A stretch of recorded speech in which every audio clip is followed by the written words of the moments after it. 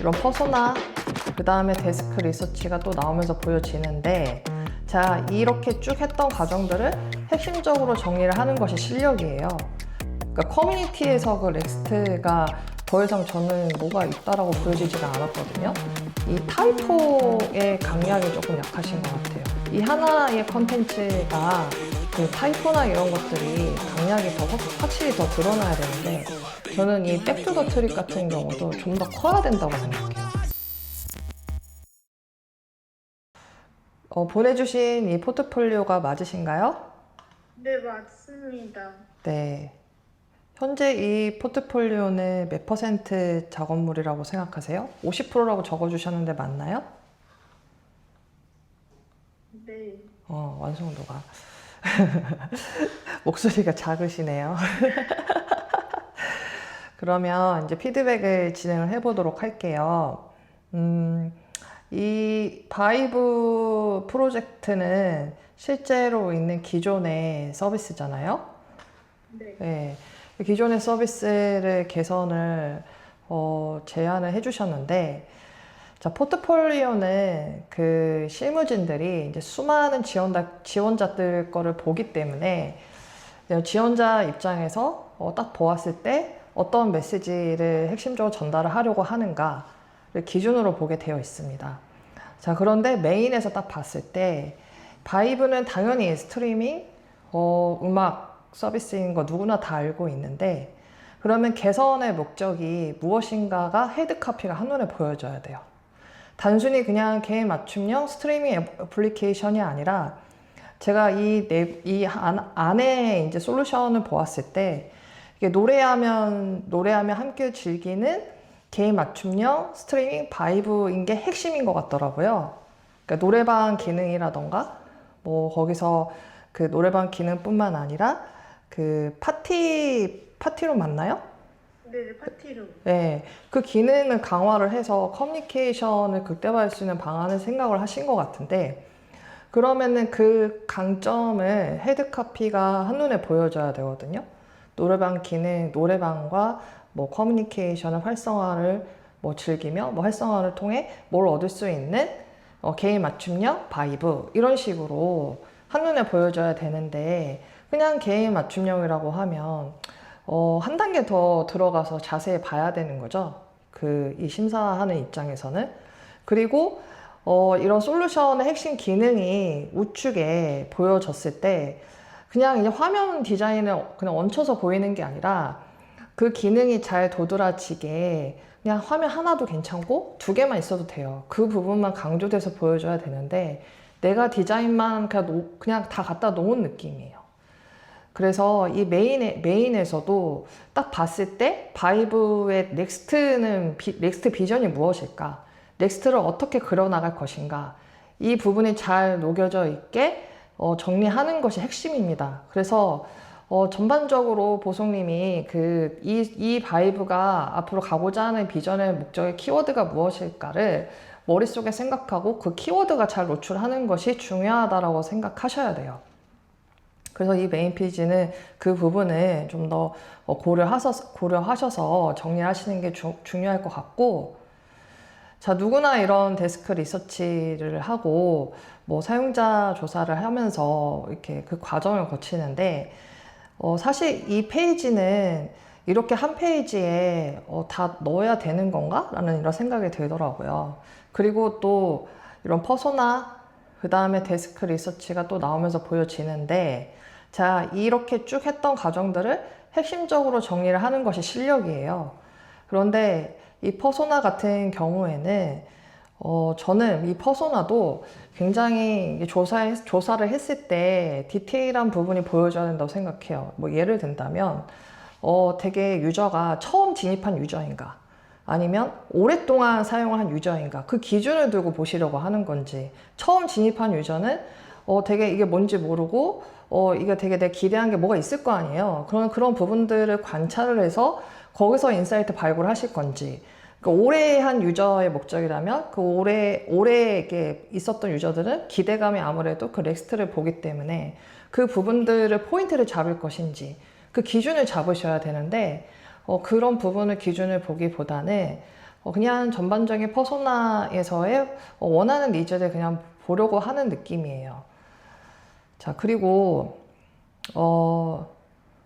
자, 여기 이 부분에서 이 바이브의 그런 목표를 이제 1, 2, 3을 페인 포인트를 해서 솔루션을 이렇게 보여주기는 했는데, 여기서 뭐 유저에게 익숙한 UX 제어, 개인 맞춤형 플레이리스트, 커뮤니티 활성화, 노래방 파티룸 활용 전략 구축이에요.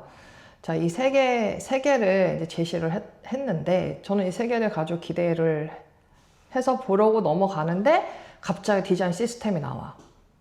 그리고 이게 흐름이 끊기는 거예요. 나는 이 세 개를 기대하고 다음 솔루션에 하나하나, 솔루션 1은 어떻게 보여지지? 솔루션 2는 어떻게 보여지지? 이렇게 기대를 하는데, 갑자기 흐름이 끊긴 거죠. 그래서 이 디자인 시스템은 좀 정리를 하셔서 뒤로 빼야 되거든요. 그래서 우리가 포트폴리오 발표를 할 때, 내가 이거를 기능적인 핵심이 뭡니다 라고 얘기해서 첫 번째, 이렇게 해서 설명을 할 텐데, 이게 흐름이 끊기고 디자인 시스템 얘기해 보면은 다시 이제 또 이 얘기를 끄집어내서 솔루션을 말을 해야 된단 말이죠. 디자인적인 부분은 뒤쪽으로 빼서 설명해도 된다. 그러면 이 솔루션의 화면의 세 개를 구체화해서 이제 보여줄 텐데, 온보딩 페이지에서 이게 강점이 이렇게 있는데, 이 강점들을 하나하나 봤을 때, 이 강점 1, 그럼 넥스트가 이제 쭉 보여져야 되는데, 자, 이 다음에 노래방 파티룸 활용 전략 구축을 보았을 때, 그냥 에즈이즈에서는 노래방 기능이 잘 보이지 않는데요. 그래서 이게 강조를 이렇게 했대요.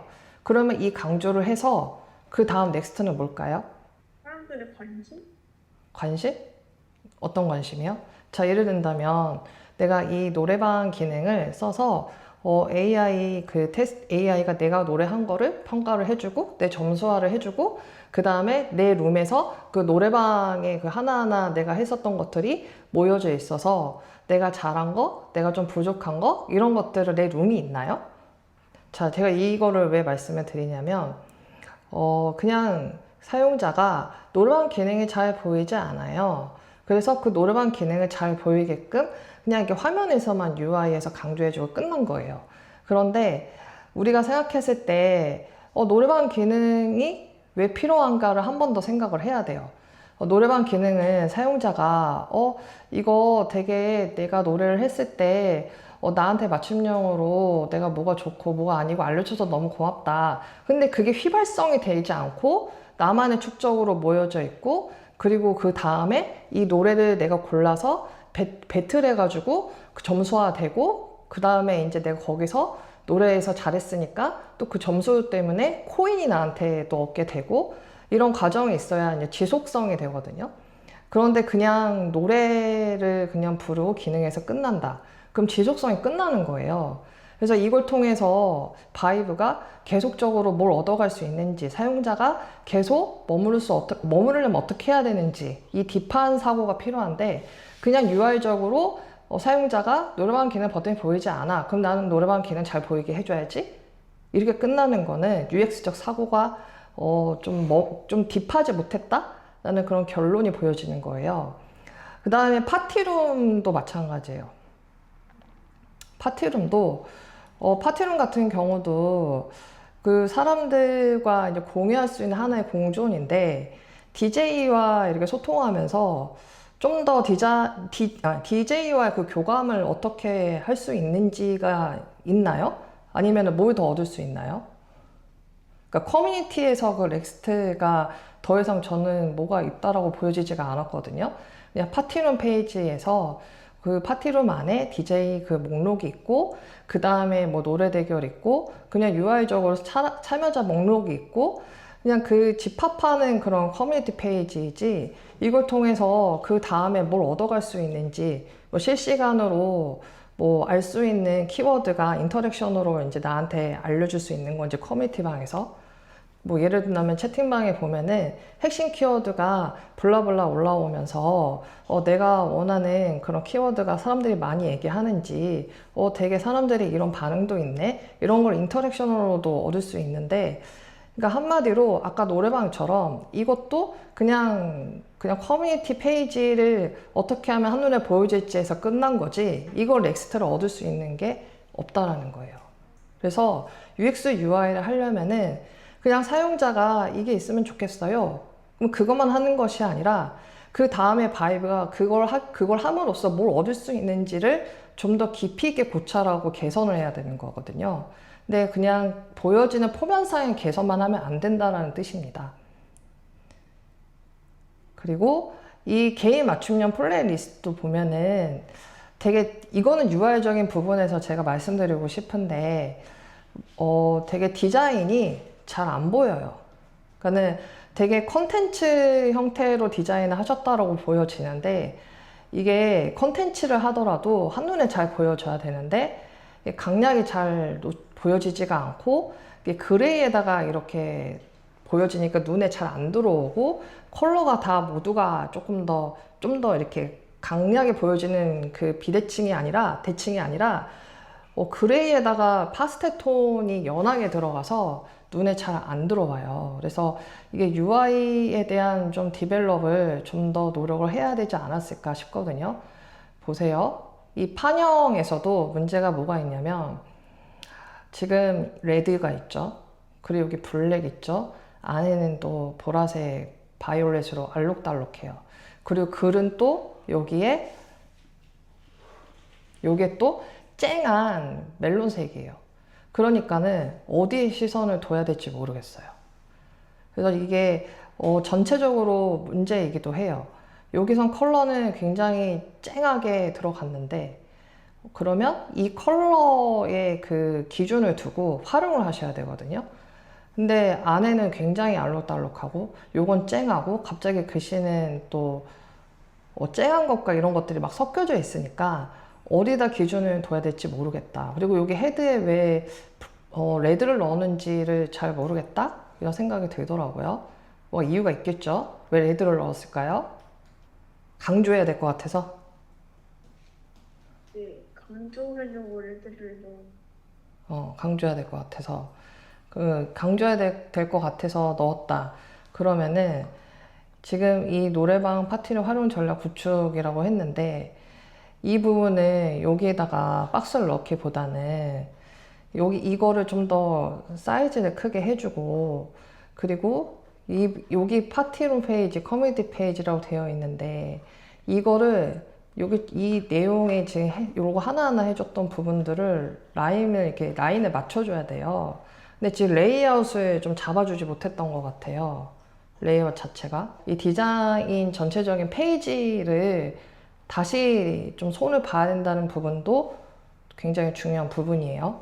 이 화면의 디자인도 마찬가지지만. 자, 그 다음에 두 번째 프로젝트는 이 심리 상담 프로젝트예요. 그런데 이거는 일반적인 심리 상담 우리가 경험한 서비스를 총체적으로 다 넣은 기능이라고 보여져요.